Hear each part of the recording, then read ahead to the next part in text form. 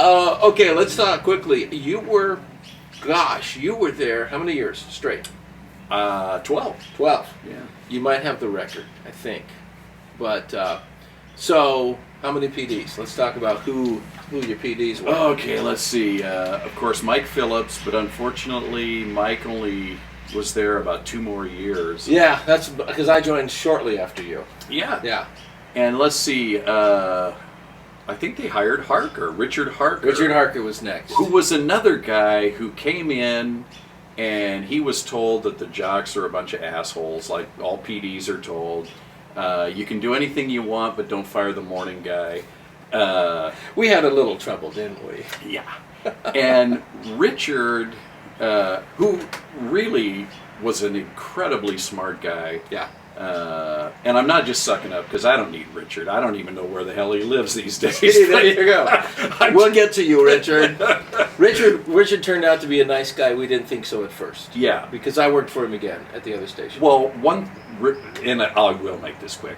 Richard, he came in and he thought we were all a bunch of assholes, which we probably were. And one thing I remember, like one of his first staff meetings, he was into research and he was giving us all this research crap. And Dave Hood and Glenn Shannon, kind of our John Belushi and Chevy Chase of the team, they got up, and this was at a time when we drank at most at the staff meetings. Yeah. And so it was either Hood or Shannon. They dumped a full beer over Richard's head.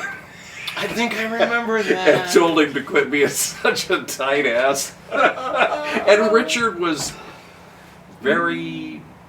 he was good about it, but... yeah. He was a very austere personality. Yeah. Very quiet, but, yeah. Incredibly smart. I'll never forget one of the very first staff meetings. I was still doing utility, so it didn't matter what time I came in. But that was when Donovan was still doing 10 to 2. So, he leaves at 2 and he goes home and tries to get some sleep. Everybody knows you don't start sleeping until 6 o'clock if you get off at 2. There was an 8:30 staff meeting downtown in the building, and Donovan shows up just wearing his bathrobe. It was a form of protest. Yeah. And Richard actually appreciated it. It was like, oh, okay, I get it. I don't think we ever had another one that early. Nobody wanted to see Donovan in the bathrobe again. It was really funny. That camera looks a little crooked from here. I can't tell from the other side. Yeah, lean this way, John. Maybe it thinks we're at Cassidy's.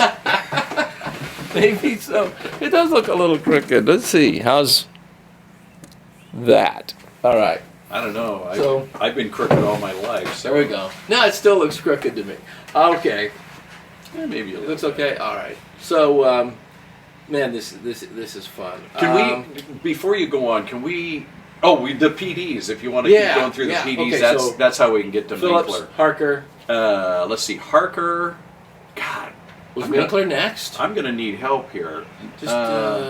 No, I think Minkler was Minkler next because he'd come back. I'd worked with him at KPAB in my early days, and he had come back from Denver, and he was at Kink next door. Right. And I think at that point, after Harker, I think it went to Minkler. Well, you want to talk about Minkler? Yeah, because, tell us some Mink stories. We just lost Minkler, and Minkler became like one of my best friends. Yeah. He had moved to Arizona, but I'd go down there every year to baseball, and Minkler and I would get together. But anyway, Minkler was, how do you describe Minkler? A little quirky, avant-garde maybe? Does the word affable? I mean, he was just kind of like, he could be everybody's best friend. It was mine up until the day he fired me. No, we were still, I still chatted with him. I've never held that against any person, but I saw him years later, and we almost worked together again. But he was just kind of, like everybody, I don't know, a bit of a puppy dog. Yeah, kind of. The way I met Bill Minkler was I knew him kind of just by passing him in the hall, because like Bryan said, he was the PD at Kink. But he called me, and I was doing 10 to 2 at night because Richard Harker didn't like me, so he took me off the 6 to 10 show, which that's what really pissed me off about the guy. I remember, you got switched. But anyway, Minkler calls me on the hotline, And he goes, Williams? I go, yeah. And he goes, this is Bill Minkler. And hey, Bill, what's going on? And he goes, I'm going to be the PD at KGW. And that was how he announced he was going to be the PD. And then he goes, by the way, Ron Sato, his wife, Ron Sato was, I think Sato was the manager at Kink at the time. He was manager at Kink. And anyway, Minkler goes, Sato's wife really likes how you sound, so would you like to do middays? And that was it. That was, yeah, that's how I got moved to middays. Was Donovan in afternoons by then? Had Dave Hood left? Did he work under Mink? Let's see. I think that Donovan had left. Yeah, I think he did work for me for a short time. He did work for him for a while, and I know he did afternoon drive for a while. If you'll ever call me, Donovan, we can get the story.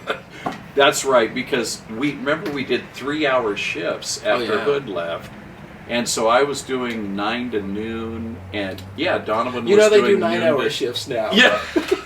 They don't even do shifts. They're voice tracked. It's 3 times the great presence on the radio. Oh God, this is fun. It could this could go on for the next 3 days. Okay, and then so there was Mink. I was gone obviously because Mink fired me. I was gone for about 3 years. And came back, and I believe it was Rick Sadel in the seat at the time.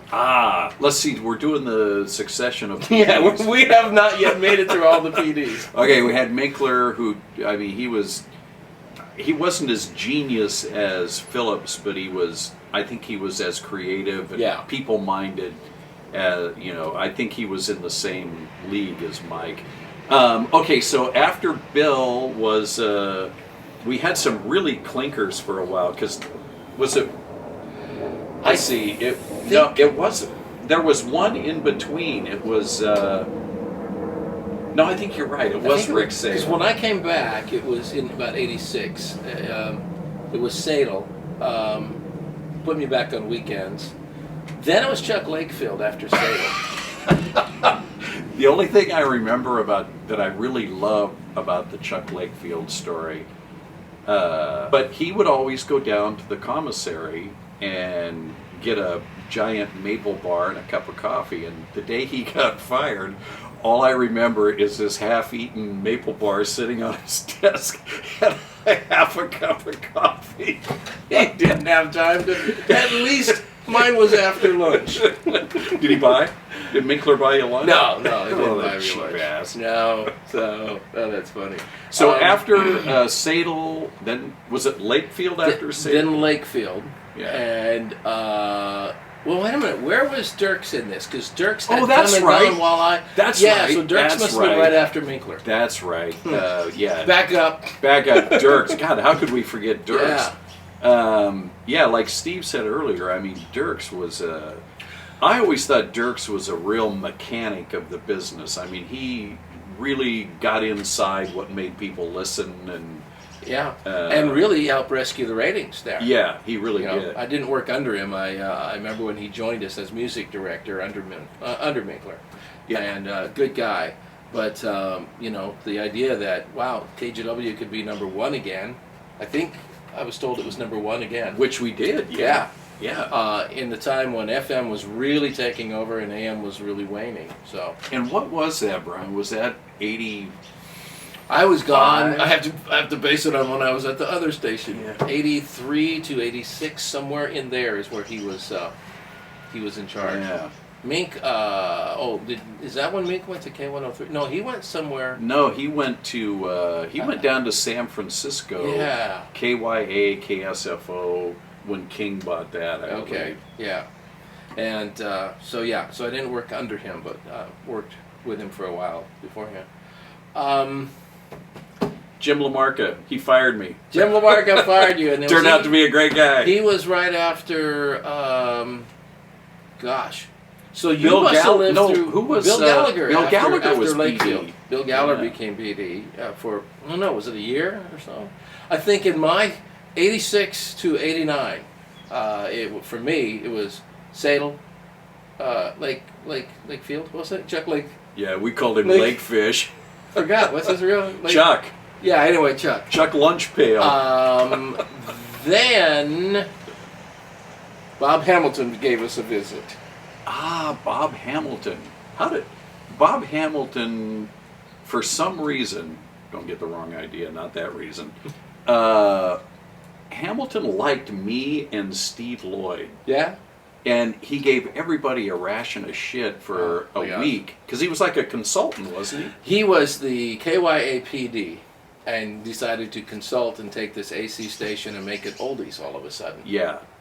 And that was right after Kissin' had come back on the air Yes. as the oldie As the station oldie on station. FM. And they were growing, and, Yeah. and we decided to follow them. On AM. Right down Smart. into the toilet. And then that lasted like 2 months because he was he was helping while they searched for a PD. Then Lamarca came in, Right. and right. boy, that I quit in January, end of January in '49. I had started my other. And when, Brian? Did I say 49? Wow. Hey, we weren't even born in 49. No, I wasn't. It's ahead of my time. In January of '89, because I had started my hook business and it had really taken off, and it's like, dang, I made in 1 month what they were paying me a whole year. That was not a hard decision. Problem is, it didn't last. But but the radio station only went until about September. Yeah. When they made the change to talk. That's it. So I got to jump in there, whereas Steve is gone. I got to jump in there when they fired Steve. Because How do you follow Steve how do Lloyd? you follow that? The very last week, I guess they fired everybody a week before they were going to make the change, and so I got the call like, "Hey, can you do afternoons for the next week?" I don't have any air checks at all. Everybody knew it was going talk. All the people have been fired. I think Scott Tom was still around. You didn't do mornings up until the last day, did you? No, you were gone by then. Yeah, I think it was. Jimmy Hollister was doing mornings. Yeah. Yeah. Which was really weird because Hollister was Hollister was another guy. He'd worked at KEX for years and years, and I don't know why he had ever. Maybe he knew it was going to be talk, and he was good friends with Francine. Right. And it was really difficult because I really liked Francine. I mean, we had a good time together, but because she and I did the morning show for a little time. But yeah, all of a sudden Hollister came in, and I'd known Jimmy for years, and he was like tiptoeing around, and it was So I knew it was like, okay, I get it. I know what's gonna happen. We can usually tell when it's time, right? You can usually tell. The PD's door is never always open like it used to be.